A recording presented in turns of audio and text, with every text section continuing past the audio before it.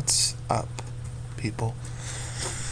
Alright, so basically we have a recursive function here, and it takes an integer as a parameter, and it also returns an integer. That's going to be kind of important. So it can return itself, basically, which is good for recursion. Anyways, we have 4 conditions here: if, else, else. 2 of them are base cases. The first one is actually never used at all because 0 will only happen if it's negative, and we're not working with negative numbers, so it's not really needed, but I like to be kind of complete. Anyways, the second one is kind of the most important because that's the actual base case you want to hit, and you'll hit the most with positive numbers. They'll return 2, and that's pretty simple. This is the first recursive return statement, which will return itself, except it'll be divided by 2, and it only happens when it's an even number. If you don't know that x mod 2 equals 0, basically if you get a remainder of 0 when divided by 2, it's even. And I added +1 for explanation later. And then this is for odd numbers, and it's basically the same thing, except it has +1 because I kind of want to work with even numbers, so I don't have to explain a lot about truncating and all that. Anyways, so let's start tracing. Let's say we have a function called, so actually let me do it a little more over. There we go. We call add num of 8. Alright, so we call that, and we'll set it equal to int something. I don't know, that's spelled wrong, but I don't care. So that's called, and it calls the method with an 8. I like to write the function when I'm writing shorthand, f of 8. It's the function. You could say add num of 8, but really writing, you want to be as brief as possible. So then we go back up here. One sec, let me drag this back up. And we see that first condition is not satisfied, second condition is not satisfied, third condition, it is even. So it will return, it's supposed to return add num of x over 2. So add num of x over 2, or f of x over 2, which is 8 over 2 in this case. And we'll just simplify that to 4. Plus, again, f of 4 plus 1. And this is what it will return, but it needs to define what is f of 4. Well, I'm glad you asked.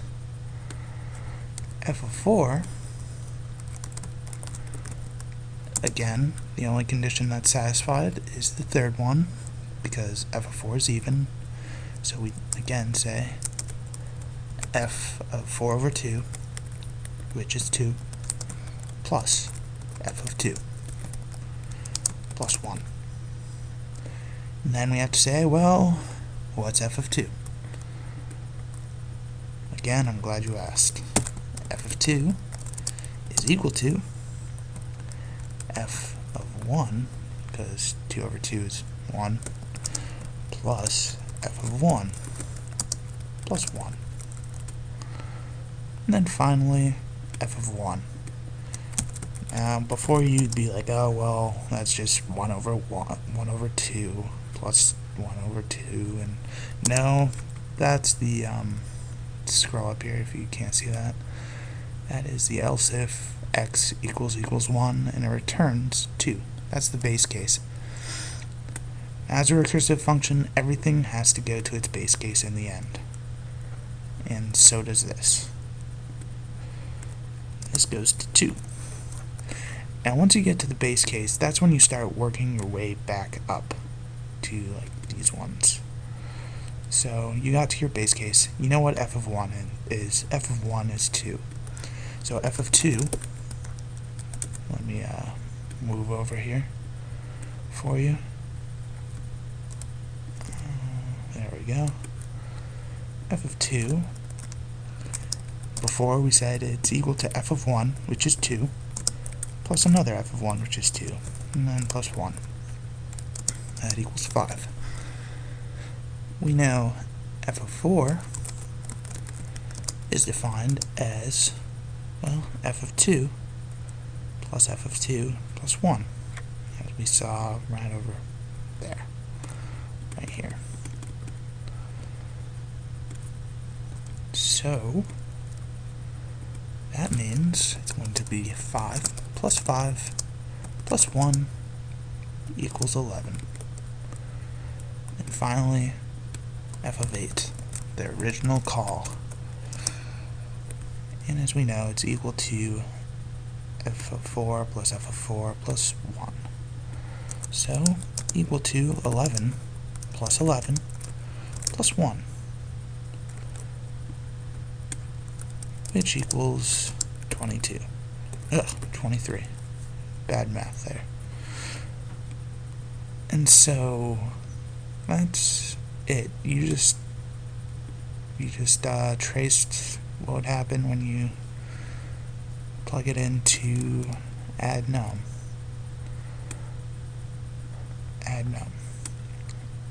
So let's kind of review what we did there. And though this is like kind of a horrible method, because like when would you ever use this? Probably never. It does give you a basic structure of what you want to do. What you want to do when you trace these recursive functions, either for debugging or for a test, you want to start with what you gave, f of 8, and what that should produce, which is f of 4 plus f of 4. And that'll work down to its base case. And then once it gets to the base case, that's when it starts returning statements. It goes back up the recursive stack, as it's called.